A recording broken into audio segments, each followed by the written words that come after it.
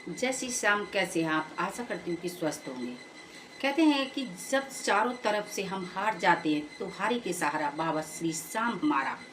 कहते हैं ग्रंथों का लिखा टाला नहीं जा सकता है, हमें उन चीज़ों को फॉलो करना चाहिए। देखिए, श्री कृष्ण ने श्री खाटू श्याम को आशीर्वाद दिया था कि कलयुग में जो तुम्हारी पूजा करेगा उनकी तुम सभी मनोकामनाएं पूरी करना। और कहते हैं उनका नाम भी है, देखिए, हारे का सहारा। यदि आपके जीवन में अनेक समस्याएं हैं, समस्याएं हटने का नाम नहीं ले रही, तो ये 3 तारीख को पड़ने वाली एकादशी है, इस पर खाटू श्याम को यदि आप अपने घर लेके आते हैं, देखिए, सभी देवी देवताओं को हमें पूजना चाहिए। हमें कृष्ण को पूजना चाहिए, बांके बिहारी को पूजना चाहिए, माता रानी को पूजना चाहिए। लेकिन साथ ही कहते हैं ग्रंथों का लिखा, हम फिर कह रहे हैं कि उन्हें भी हमें फॉलो करना चाहिए। कहते हैं कलयुग के जागृत देवता हनुमान जी हैं, कलयुग के जागृत देवता श्री खाटू श्याम हैं। तो आप ये जो 3 तारीख को एकादशी पड़ने वाली है, आप इसमें एक छोटी सी प्रतिमा ला सकते हैं, कोई चित्र निकलवा सकते हैं, कोई मूर्ति ला सकते हैं श्री खाटू श्याम की लाकर, और आप अपने घर में उनको स्थान दें। बाबा श्री श्याम का नाम लेने से कहते हैं कि बड़े बड़े काम बनने लगते हैं। श्री कृष्ण भी बहुत ज़्यादा प्रसन्न होते हैं, क्योंकि उनका आशीर्वाद है कि जो कलयुग में तुम्हारी पूजा करेगा श्री श्याम नाम से, जो क्योंकि कहते हैं श्री श्याम का कृष्ण का ही दूसरा स्वरूप है। तो श्री खाटू श्याम को लाकर यदि आप वाकई में बहुत ज़्यादा समस्याओं में गिरे हुए, तो इस बार एकादशी का ये शुभ अवसर न जाने पाए, आप श्री खाटू श्याम को अवश्य लेके आए। एक चौकी पर पीला वस्त्र बिछाएंगे और श्री खाटू श्याम की जो प्रतिमा, मूर्ति, जो भी कुछ लेके आएंगे, आप स्थापित करेंगे। पूरी श्रद्धा विश्वास के साथ उनको पंचामृत से छींटे मारेंगे।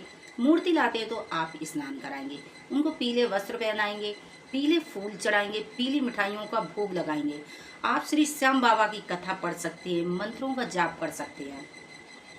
बाबा को कच्चे दूध का भोग लगाने से कहते हैं कि बाबा इतना प्रसन्न होते हैं कि उनके आगे जो 56 भोग लगाने वाले होते हैं ना, वो फीके पड़ जाते। कच्चा दूध उनको बेहद पसंद है। तो आप एक गिलास में तुलसी का पत्र डालकर और थोड़ी सी मिश्री डालकर अगर बाबा श्री श्याम को दूध के भोग से वे बेहद प्रसन्न होते हैं। उसके बाद यदि आपकी कोई विशेष मनोकामना है, तो विशेष मनोकामना के लिए आप एक नारियल लेंगे और नारियल एक सफ़ेद ब्लैंक पेपर लेके और लाल पेन से अपनी जो भी इच्छाएं हैं, नौकरी, व्यापार, बच्चों की समस्याएं, शादी ब्याह नहीं हो रहे हैं, आपने कर्जा लिया है या आपसे किसी ने पैसा ले लिया है वापस नहीं आ रहा, यानी कि कोई भी समस्या है, कहते हैं कि भगवान के और हमारे बीच में कभी पर्दा नहीं होना चाहिए।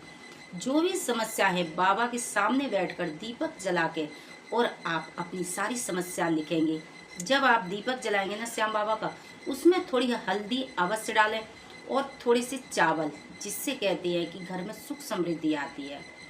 बाबा का जो दीपक जलाएंगे, थोड़े चावल के ऊपर वो दीपक रखेंगे और दीपक जलाने के बाद आप अपनी सारी मनोकामना लिख के आप 11 रुपए की, और वो जो आप अपनी समस्या लिखी हुई कागज़ फोल्ड करने के बाद नारियल में आप लपेटते समय बोलेंगे कि बाबा मेरी ये समस्याएं हैं, ये समस्या आपको दूर करनी होगी। आप बाबा के सामने ये नारियल रख देंगे, गारंटी के साथ कहती है कि आपकी ये मनोकामना, देखिए कितने लोगों की इच्छा होती है जो 24 घंटे में पूरी हो जाती है। यदि 24 घंटे में नहीं होती है तो 7 दिन, 24 घंटा, सवा महीने तक आप इंतजार करें, न कि उनसे विश्वास हटा दें, नारियल इधर उधर फेंक दें। ऐसा नहीं करना चाहिए, क्योंकि जो श्याम बाबा कहते विश्वास का देवता होता है। तो आप वो नारियल वहीं रखेंगे और हर रोज वहाँ बैठ के जब दीप जलाएंगे 5 बार अपनी मनोकामनाएं बाबा से बोलेंगे कि बाबा मेरी ये इच्छा आपको पूरी करनी ही होगी।